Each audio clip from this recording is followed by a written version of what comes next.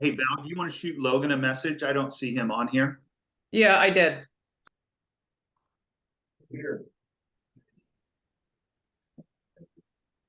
You can come up here if you like.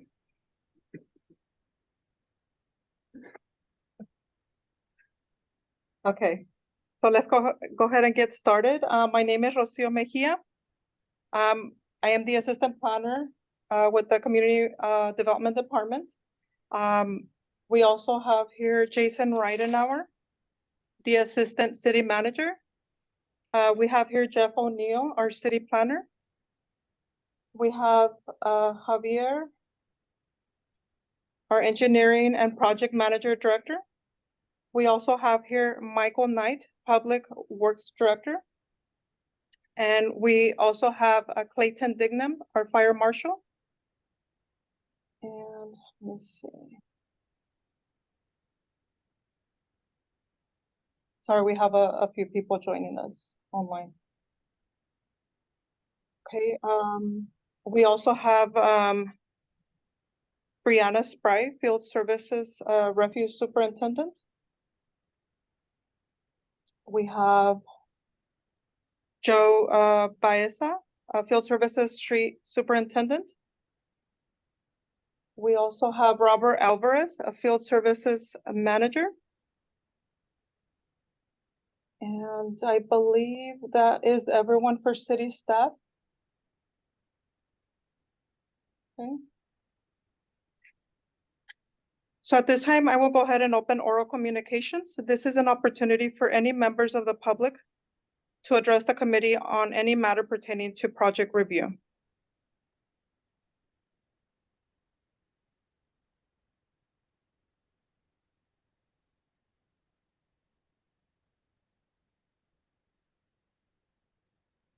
Okay, hearing none, we will go ahead and close oral communications. For today's agenda, we have one item, PRC 2023-019, for a personal storage facility. Do you guys want to come up to the table?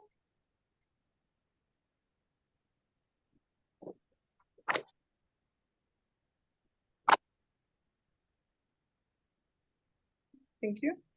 So for the property owner, we have Kathleen Maxwell, and for the applicant and agent, we have Logan Couch.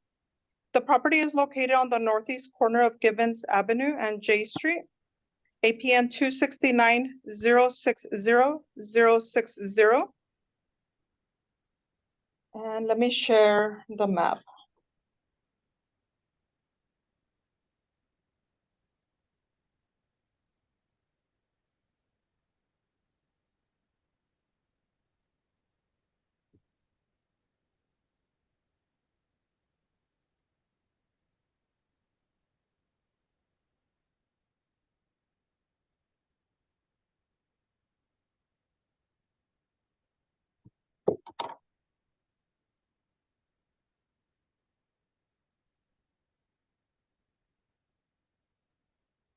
So this is a property here.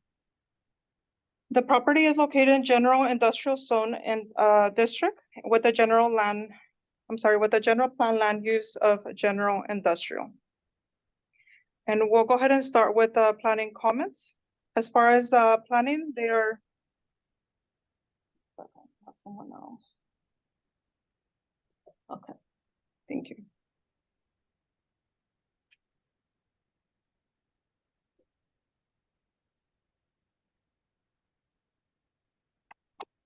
Let me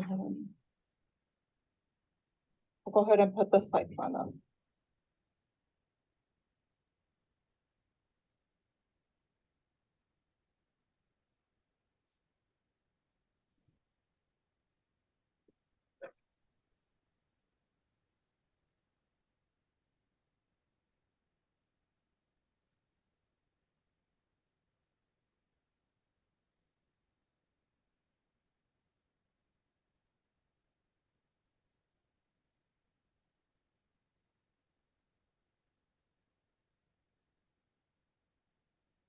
As far as planning, the comments are pretty standard.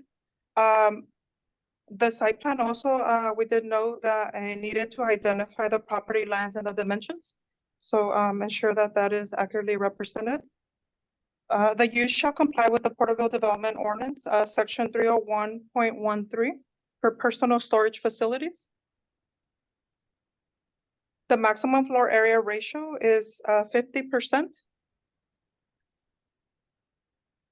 The required on-site parking would be a total of 12 parking stalls. The landscaping shall also comply with chapter 303, landscaping.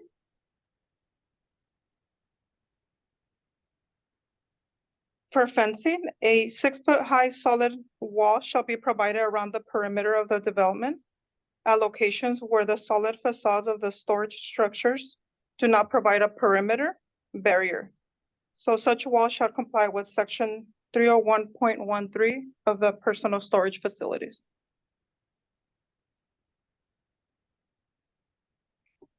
Some additional development standards to be aware of also, ensure that the front yard setback required is at 30 feet, since J Street is a collector street. In addition, street side yard setback, the required is 30 feet, given that Gibbons is a collector street as well.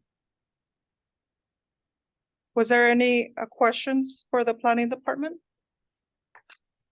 Yes, in terms of solid wall, would you guys accept chain link with vinyl slats? And I'm gonna have Jeff expand on that. Well, I'll look at the definition. The code does specify solid wall. So we will clarify that in the letter that we provide you as a result of this meeting. Thank you, Jeff. Was there any other questions for planning? I seem to recall that the city of Porterville doesn't allow any type of barbed wire or chain link, right? Or razor wire on any type of chain link fence. No hazardous. No hazardous fencing. I have a comment. So the storage facility across the street, they have chain link with slats. I don't know if that was done before this solid wall code, brick wall code, or how we can differentiate that. But, you know, doing a solid block barrier is borderline cost prohibitive. So I would like to really stress if we can do another alternative. Maybe we do, I don't know, we're open to other alternatives as well. And then I would also like to point out that there's currently a fence there. Maybe we just enhance that fence a bit like we did at our current Porterville site. There was already a fence there, so we didn't have to comply with that solid 6-foot-high block wall. So that's just another thing to throw out there. I don't know how you feel about that. Enhancing that with some fabric or slats or something. But I just wanted to put that out there. We'll see if we can, we should be able to find the original approvals from the other facility. And pardon me, both looking at your question about when that was approved versus when the code was adopted, and also seeing seeing specifically what verbiage was used in that original approval, if it was subsequent to the code adoption. So we'll get that clarification too. Thank you. That's super helpful. Thank you, Jeff. Was there any other questions here or online from the applicant? Yeah, if I may, the 12 parking stalls, how was that generated? Was that based off of just the square footage of the office? So it was calculated, 580 storage units would need 8 parking stalls, plus the office area, an additional 4. Okay. So that would get you a total of 12 parking stalls. Okay. If I could jump in, so the people that have a storage unit, they don't park in front. I mean, they'll park in front of the storage unit, unload, and then they leave. So I've never had to do this on any of the facilities that we've built. That seems odd. I would like more clarity on that because we've never had to do that. And we've done 6 facilities and it's never been like that. So I don't know if it's the interpretation of that code, but it seems excessive to me because people are just coming in, dropping the stuff off and then leaving. Nobody's parking and hanging out all day or spending a lot of time there. So could I get some more clarity on that? Jeff, would you be able to The provide? way that it more- was, the way that it was put in what Rocio is reading is straight from the code, in that there is a set number of spaces per unit and then a set number of spaces for the office space. But again, we'll look at that again, but we'll also in the letter provide the specific code sections that establish the criteria that those numbers were derived from. Yeah, and Yeah, once again, if we go back to Store It, I mean, Store It has one parking spot and one handicap spot in front of their facility. Once again, I don't know when that code or anything is, but if we're doing apples to apples, I mean, we have 3 RV spots, four RV spots, and 1, 2, 3, 4 parking spots for the office, which is more than we do at most facilities.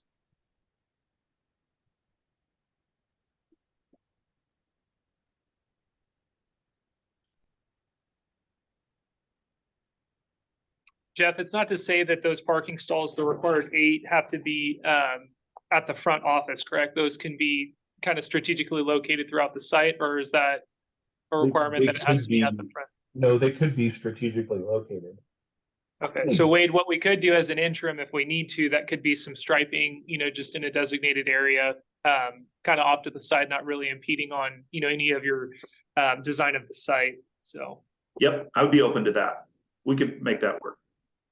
and I think Wade will need to check too, because I'm not sure if that Store It location is in the county or the city. I think that the city boundary is actually right there on Gibbons, so that may be a county development, not necessarily city of Porterville. We'll have to check on that. Got it. Thanks, Logan. Mhm. Okay, are there any other questions? Yeah, in terms of buildings fronting the roadway, because it's an industrial zone, we're not going to have any articulation requirements, any type of color requirements, any type of texture requirements. Literally what we're looking at is the units that are facing J and Gibbons will just be a PBR panel, solid color, maybe different color trim on the edges, but just very standard. So I just want to be sure that those buildings fronting the J Street and the Gibbons Street aren't needing any type of articulation or anything like that.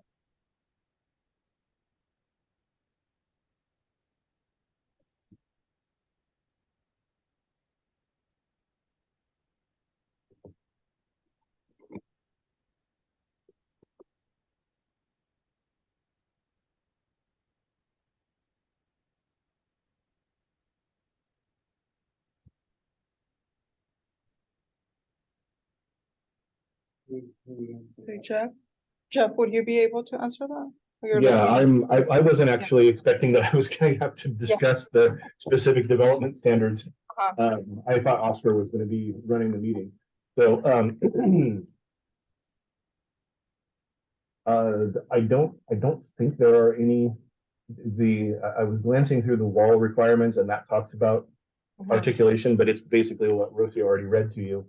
So I'm trying to quickly skim through the standard for the industrial building regulations.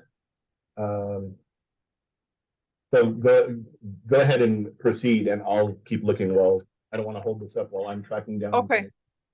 That's fine. Thank you, Jeff.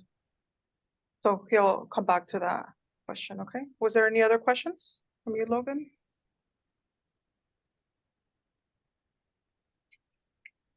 From a planning perspective, no, I do not think so. Okay. How about online? Does anybody else have any other questions for the planning department? I do have a question. I know this is open for interpretation, but there's a huge disentanglement with when we need sprinklers, when we don't. Some jurisdictions, if we're able to firewall off, I think it's 12,000 feet in the code. It says there's no sprinklers required with firewalls. Could you elaborate on that a little bit? Okay, would that be during fire? Fire, yeah. That the comment can be addressed during the fire Perfect. department's comments. Thank you. You're welcome. Are there any other questions for planning? No? Okay, then we can go ahead and continue with the engineering comments with Javier Sanchez. Thanks, Rocio. For engineering, there'll be frontage improvements across both frontages there at Gibbons and Jay. That'd be curb gutter, sidewalk, street lights, landscaping. Part of that may require right-of-way dedication based on the circulation element designations of those roadways.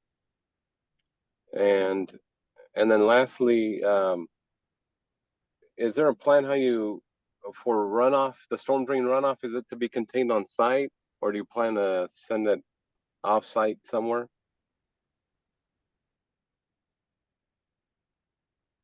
If we have the option of tying into city stormwater, Javier, then that would be, something we would look at. Certainly, I think that, we have enough room on site where if we have to put a detention basin, then we can do that as well. So would the city be open to us draining into city infrastructure, or is that off the table? That's an option. The only thing is the storm drain pipe may need to be extended from where it exists now. I believe it's right outside that last street that goes in the Sierra Meadow subdivision along the west side of J Street. Okay. So if that aligns well with your northwest corner of the property, that might be an option.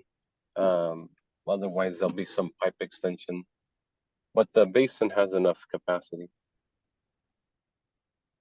Do you think, Javier, would it be possible to go through the exercise of looking at like what the impact fees would be for that stormwater connection to kind of do some value engineering to see if it would be more beneficial to the project of, either connecting to city infrastructure or, handling that water on our own? Yeah, storm drain impact fees will be due regardless, whether you connect to the city basin or store on site. But we can definitely provide a fee analysis to show you what they're looking like. Okay. Javier, while you guys are talking about the storm drain, just another item with this property, the Campbell Moreland ditch currently drains onto this property. So you can see the road crossing. If you can go back to that, the aerial map on the city map, the GIS map. So as you see, the Campbell Moreland ditch crosses the property there. There's not a lot of deliveries that goes to that property, but it also serves as a storm drain catch area from the Campbell Moreland ditch.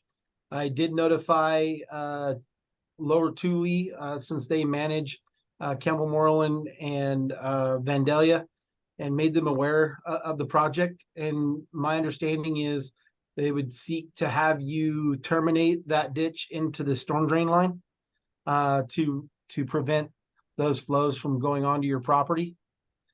The previous owner, I don't know the relationship from the previous owner, but those flows did terminate on that property previously. So just some considerations to be made when you're looking at your storm drain infrastructure.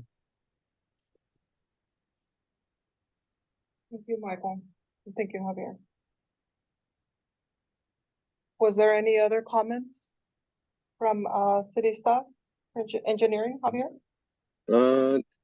No, that was it. And then I just did confirm Gibbons east of J is a collector, and then J north of Gibbons is a major arterial. So we'll provide direction in the comments to what that right-of-way dedication needs to be. Thank you, Javier. Mm-hmm. Did the applicant have questions for the engineering department? No, I'm sure Logan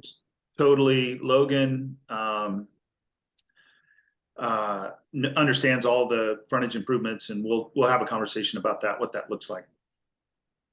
And Gary, I'm sure, done tons of those, so we'll sort through that. Do we have adequate water and sewage available? Oh, yeah, those will, let's see. those extensions will have to be made on Gibbons. Across the property frontage. Both water and sewer, Javier? Right, the city is currently working on a water project there, but timing wise, we may still be some time out. So, some time away from doing that, you know, maybe 18 months or so for water to be available, so it just depends on timing. We do have water and sewer in Gibbons. Boy, So we would need to check the sizes and flow conditions for the project. okay, I thought there was a gap. That specific area does have a water main. The water main is on the south side of Gibbons and the sewer main is on the north side of Gibbons at that location. Mike, do you know how deep those lines are? You know, it's been a while since I dug anything up over there. That's okay. Yeah, you know, you're looking at standard. I don't think they're too deep. Okay. Nothing too crazy. Hey, Mike, while you're on the line here, where do you prefer the trash enclosure? That's part of your area, right? Yeah, that's a good question. You have very limited space in the front parking lot. You're going to be required to have a 3-bin trash enclosure. So even if you, as far as landscape materials go, you can apply for a waiver on the green waste if you're having a landscaper service the property and self-haul the landscape material. However, Cal Recycle makes us continue to push the 3-bin enclosure. So you'll build it, and then if you don't use it, you potentially could expand it into you know, 2 recycling cans or 2 general waste bins, but you're required to have a 3-bin enclosure to house 1 of each. Thank you, Mark. Any other questions from the applicants? I apologize, just backing up to that. You know, it's not really identified here, so there's gonna have to be some work done to figure out how to get a refuse truck in there and service it without having to back long distances out of the property.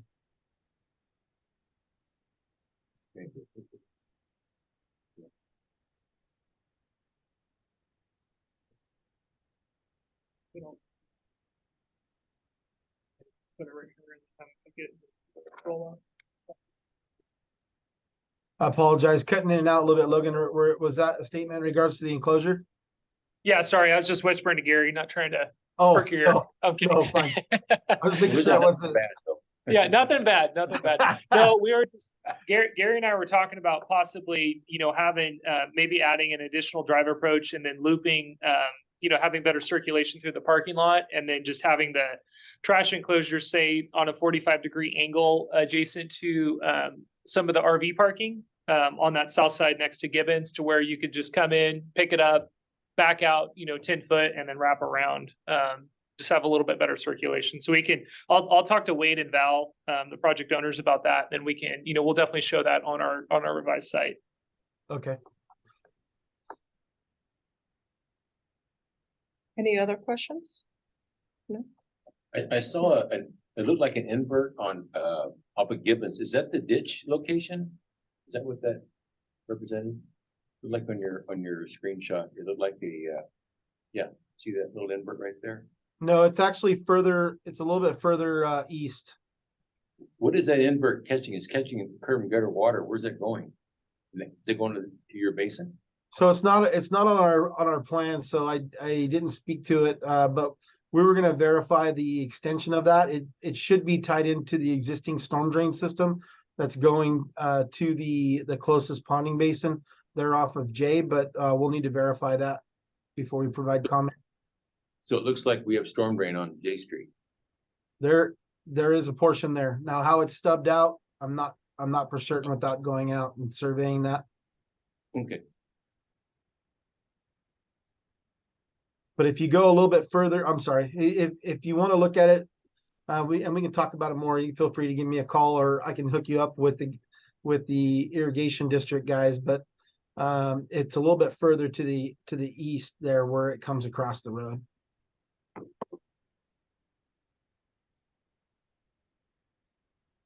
On which side? You just keep going down Gibbons. It should be between the properties right up here. You may not be able to see it from this. I thought it crossed right in here somewhere. There's a road It crossing. is, Mike. If go to the left, turn left. Right there. Yeah, there it is.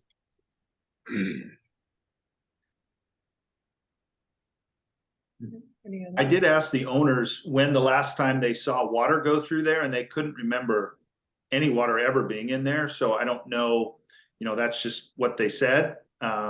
Maybe you have more information on that. So it catches rainwater. So during the last rain event, that field took water.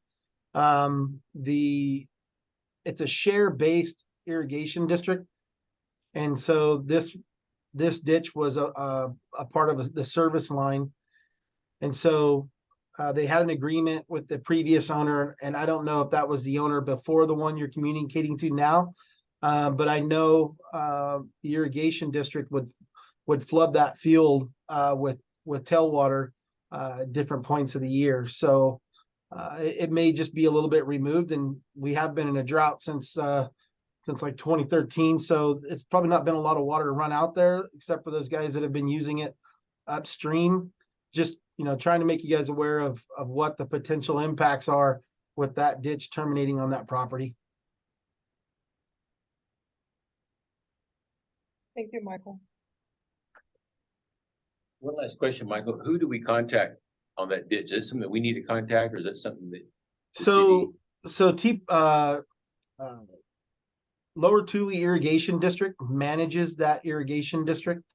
So you could give them a call. Their office is there in Tipton off of Olive Avenue. And they can help you. There's any of the guys you get a hold of on the phone. Eric Lemus is the director. But you can speak to Eric Lemus, or his name's John Michael. Any of those guys can help you. Thank you. Their thoughts in the general conversation of it was, if it was just terminated into the storm drain system, it should be manageable at that point. Thank you, Michael. Any other questions?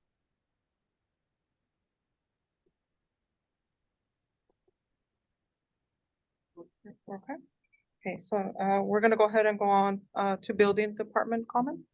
Well, no comments at this time. Sorry. Thank you, James. Now with fire department, Clayton. The design already shows it, but as you can reconfigure things and move things around, just make sure that we maintain a secondary point of access. Maintaining minimum 20-foot fire lanes for fire department access. Signage for fire lanes should comply with fire code and vehicle codes. No stopping, standing, or parking in designated fire lanes. More information and plans are needed for comments regarding the buildings. Fire sprinkler plans required with calculations in the event that any of the structures contain a fire area of 5,000 square feet or more, and the unit size will allow for the storage of commercial vehicles. The 12,000 foot that you alluded to is absolutely correct, but as soon as we introduce vehicle storage inside of a structure, it goes down to 5,000 square feet of fire area. So just be cognizant of that as we proceed. Fire hydrants are to be installed so as to not exceed 300 feet distance between hydrants. The fire hydrant system should be a loop system. Extinguishers shall comply with the fire code, and keys are required to access all buildings to be tagged and provided for the Knox box. Electric gates to be keyed for Knox boxes access, and then manual gates can have a Knox padlock. Thank you, Clayton. Any questions from the applicant for fire? Wade, just to clarify on the RV storage, no commercial vehicle, right? Just as we did for portable storage? That's correct. And I think, we may have to rethink that. What we do, I can tell you that at a lot of our facilities, these bigger units, these 30, 35-foot units, they're not storing a trailer in there. They're storing commercial goods. So I think, it's how we classify it. And I don't know, we'll have to have some RV storage, but it's all definitely not going to be, all of those big buildings are not going to be classified as RV storage. There'll be storage of, personal items or goods, or, we have clients that have Legos, like the entire thing is filled with Legos, or, whatever. Yeah, Contracting I understand that, but sometimes there's, what I've seen, and in talking with other jurisdictions, what they see is people will get or pay for a covered parking for their recreational vehicle, not a canopy, but an actual stall where they can put it in and roll down the door. But then what happens is they'll bring a commercial vehicle in and store that in there as well. And so it's, the guys will have a classic, commercial vehicle or something like that they store in there. So that's where the threshold changes. So it's basically as you guys design this and what its intended use is going to be, because I'd hate to come back in 3 years and go, hey, there's several semis in that building and it's not sprinklered. It needs to be sprinkled. Wade, we got hit with the same issue in City of Visalia with some of those units that I've been talking with Val about. In terms of the City of Visalia Fire Department really being, pretty restrictive on what we can do. So we can talk about that for use and things like that on what you want to do. And then the other question, Wade, is on those two larger open canopy, the Baja canopies. Yeah. Have you decided in terms of sprinklering those two units or dividing them up into divisible 12,000 square foot areas? Because that's what Clayton was referring to as well. Yeah. We'll have, And you can just do a separation, like you can do a canopy and then a separation, just give us. 20-foot separation It's between, even less than that. I think it's what, 12? Or I think it's 12-foot separation. This one's. And then, and then you could do that to break those up. maybe 12,000 or less. Yeah, that's definitely what we want to do. Sprinklering all metal canopy buildings just feels wrong to me. Well, So, and especially when they're open to the elements. We had a project that they did it over here and they had wet sprinkler system on the apartments. And then when they put the canopies too close, they ended up having to do a dry sprinkler system. And so it's just a nightmare to maintain for them. yep.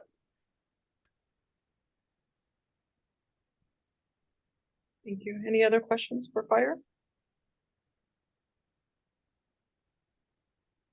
I don't think so. Okay, thank you. Thank you, Clayton. Now with field services, We already talked about the trash enclosure. The water line and sewer line out there, I was just looking, I don't have an as-built number on the water main, so I'll have to follow up on that. But the sewer main shows to be a 10-inch sewer main out there. And just the required backflow preventer for the property. You'll be required to have 2 meters, so 1 meter for your landscape and 1 meter for your domestic service. And backflow preventers for both. And that's all the comments I have. thank you, Michael. Does the applicant have any questions for field services? I do. Maybe, so I think the landscape requirements are a bit different in California, but I know when we did Porterville storage, there was, I thought the idea was didn't want a lot of plants that took a lot of water because water was in short supply. Maybe this year there's an abundance of water, but moving forward, seems like it was, you didn't want plants with water, like cactuses and things like that. Is that, sure that's in the code, but maybe you could elaborate on that a bit? I can leave it to planning, but it's mostly drought tolerant landscaping. So landscaping is still a requirement of the project, but it would be drought tolerant landscaping. So then why would we put in irrigation if it's drought tolerant? I'm sure you'll have to water it at some point. It's not it's going to require some water.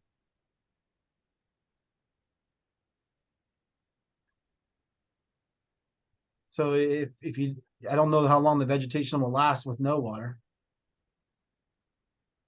And the purposes behind the dual meter is the state is coming down with legislation, and our first reporting cycle will be in 2024, where we're required to report the landscape consumption and domestic consumption for commercial properties, residential properties, and institutional properties. So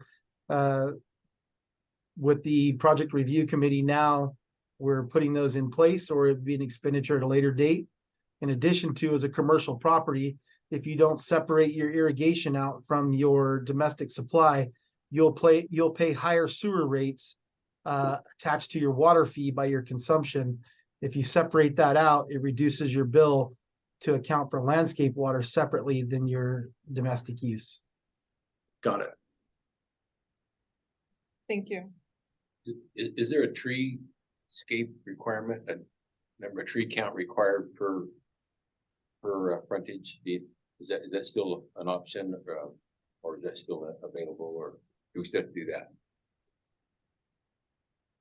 In the past, sometimes you had a certain amount of trees had to be in property frontages. I'm just curious if that's still a requirement, or is it just pretty much just landscape in general?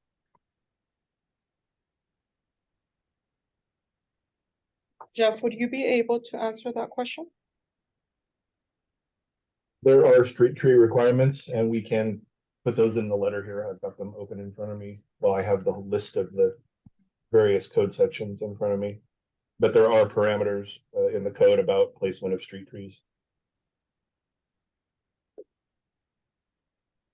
Jeff, I know that some jurisdictions will allow us to count like decorative rock and things like that for their overall percentage of landscaping on frontages. So if that's something you guys could elaborate on too, because we've had it both ways, to where some jurisdictions are very restrictive and only count shrubs, you know, that square footage, versus others will allow us to count shrubs and rock, you know, decorative rock, things like that. Yeah, if you're preparing a drought tolerant landscape setup that includes a combination of some kind of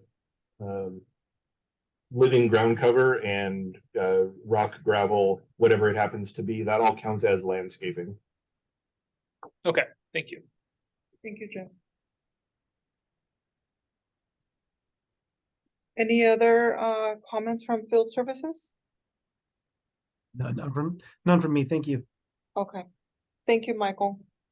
Per water department, did you cover the comments? I Michael? pretty well.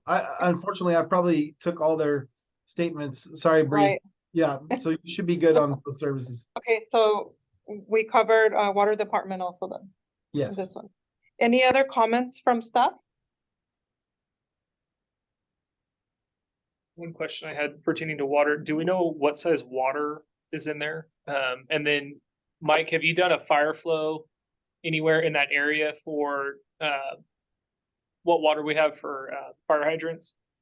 Yeah, I mentioned that earlier. I'm not for sure the water main size. I don't have the as-built on that, and it's new enough that it's not in my old plat, so I can get that information for the water main size. However, just looking at the development further to the west, those are all 1,500 gallon a minute hydrants down Gibbons. So I'm confident that we'll be there, but we'll need to do a fire flow test in the area just to confirm all that. And the fire flow test will be done by you guys, right? Not our consultant? That's correct. Yeah. So even if you went with a consultant, the consultant would basically call us, and I believe it's $135 because of the rate to charge. It's 2 hydrants tested with static and flow pressures. So and then we give you a formal report. Okay. Thank you, Michael. Any other comments from staff or questions from the applicant?